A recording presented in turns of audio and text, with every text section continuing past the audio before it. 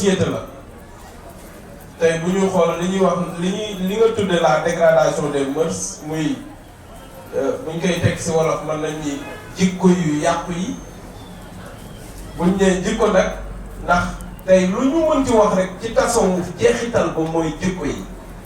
kon buñ nee li waral jikko yi yàqu du lenn lu dul rek tasawuf ba léegi moo tumurante du lenn lu dul ni jaamu yàlla yi ba léegi ñëw réere yàlla waaye nag dañuy jéem a ñëw tuuti rek jéem a expliquer lan moo waral dégradation des valeurs yooyu ndax société ñett rek moo koy tënk bi si njëkk di la foi di ngëm beneen bi di la science xam-xam troisième bi di le travail liggéey mooy ñetti valeurs yi nga xam ni ñetti ponk yi nga xam ni benn bu ci dañ si société rek société boobu day nekk ci dépérissement wala boog si pourrissement bu ñu xoolee nag ñun suñu société yii muy Afrique wala ma ni ñu particulariser ko ci Sénégal nga xam ni tey ñun population yi dafa am li nga xam ni dañ koy doon dund mu yàgg lool ba léegi ñuy subir conséquences yi te loolu nag damay tàmbalee rek si jamono yi esclavage ndax nit ku ñuul dafa am lu mu dund ñu jël ay centaines de millions jeunesse Afrique suñu ay maam nekkoon ay góor ak ay jigéen yu wér amoon seen ay compétences waroon mën a jariñ seen bopp jariñ Afrique ñu jël leen yóbbu leen ci conditions yi leen yóbbee ñuy nekk ay jaam ñu koy wax l'esclavage maanaam toroxal leen ba nga xam ni daanaka considéré tawul leen comme nit waaye dañ leen di considéré comme nit mais au second degré amatuñu xalaat amatuñu gis-gis ñu exploité leen ba à la longue ba ñu am sax li Cheikh Anta Diop di wax naan réflexe d'aliénation loolu nag nekk complexe bi nga xam ni boobu la ñu topp jamono esclavage ñi nga xam ni ñoo ñu doon teg loolu bi ñu demee ba xam ni lii jaadootul ñu ne kon esclavage bii kat wax dëgg yàlla lii c'est inhumain mënuñu ñun di woote ay valeur di woote ay civilisation ba pare en retour ñuy jàpp suñu ay moroomu nit di leen exploiter di leen maltraiter loolu c'est contradictoire donc nañu xool neneen mënu def ñu ni dañuy abolir esclavage waaye léegi colonisation mooy loolu suñu société dañ ko subir te tey li ñuy dund nii boo ko remonté wul foofu doo mën a comprendre parce que mbir mi cher logique la moo indi dégradation bi yépp esclavage boobu moo waral comme ni ko Cheikh Famara waxee Afrique dafa am ndax bu ñuy wax islam ñu bëri dañuy jaawale islam jàpp ni mi ngi tàmbale au 7e siècle déedéet islam moo fi mos a nekk li ko tàmbalee ci yenente yàlla Adama ba fi ñu toll yàlla dafa ni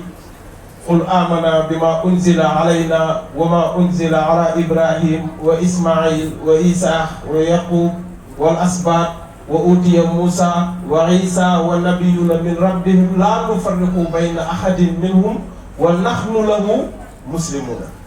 ñoom ñëpp ay jullit lañu woon ñoom ñëpp islam lañu yore woon ba demee ci Quran tamit yàlla mi ngi wax ni wa ma arsalna min qablika min rasulin illa nuuhi ilayhi colonisation ñu tàggateelu ñi nga xam ni dañuy am complexe d'infériorité jàpp ni ñun waruñu mën a jëriñoo toujours dañu war di copier loolu nag moo tax ñun suñu société subir ñaari influence bu njëkk bi mooy l'influence occidentale tey africain bi moom ci boppam xamatul boppam dafa réere boppam amul identité moo tax jigéen ñi di xeesal di tubaablu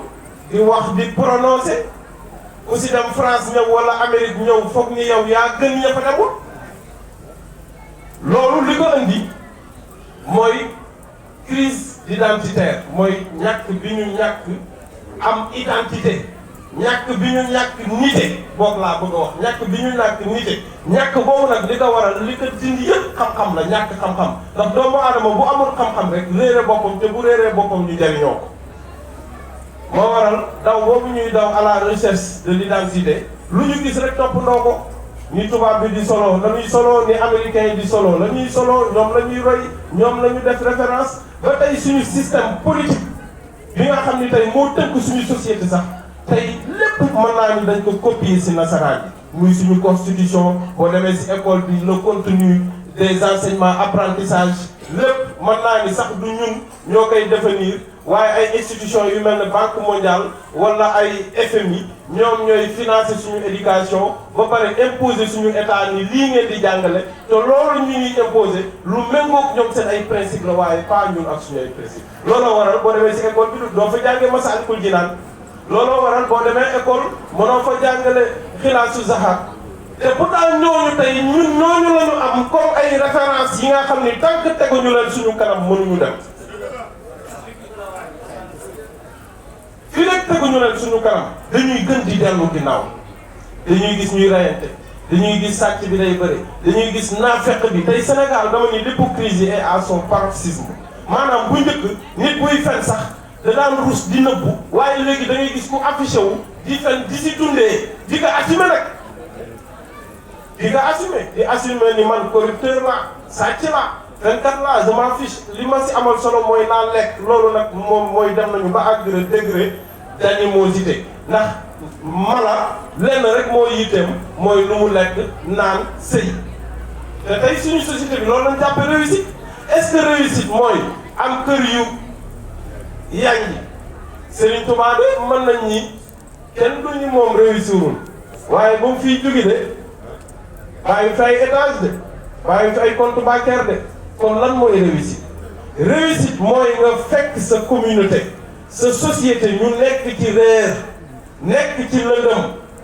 nga fexe jihaad ba réer boobu ak lëndëm boobu nekk nga jëla leen ci teg leen ci leer bi nga xam ni waxuma la ñoom waaye seen ay sëti sëtaat bu ñu ñëwee dañ ci jëriñu te loolu mooy mission Cheikh Moussa Cissé kon dafa ñëw delloowaat africain yi seen dignité dafa delloowaat africain yi seen identité ba dootuñu am complexe vis-à-vis ak occidentaux yi waaye tamit dootuñu am complexe vis-à-vis ak arabes yi parce que ñaari forme colonisation yooyu la africain di subir benn part bi mu ngi jóge ci tubaab bi waaye arabes yi tamit bu ñu fàtte ni ñoom à travers l'islam dañu profitoo lépp luy suñu ay culture suñu ay tradition li nga xam ni ñoo ko moomal suñu bopp ñu faxas ko fële gëmloo ni yéen yii ngeen di def nii ay yëf yu du dara li ngeen war a def mooy ñun arab yi ngeen topp suñu culture di soloo ni muy soloo di waxee ni muy waxee di suñu ay tradition ngeen adopté ko te loolu ça n'a rien à voir ak la religion islamique ñaar yooyu nag yooyu mooy obstacle tey africain yi te li koy dindi nag mooy ñu xam seen bopp xam seen borom te loolu mooy li Cheikh Moussa andi moo waral waruñu sax xaar ñëpp da war a dem wuy ji te ku xool d'abord Cheikh Moussa da ngay xam ni Cheikh Moussa dimbali nañu wallaahi dimbali nañu ndax tax nañu xam suñu bopp tax nañu xam suñu borom waaye tax nañu xam suñu morom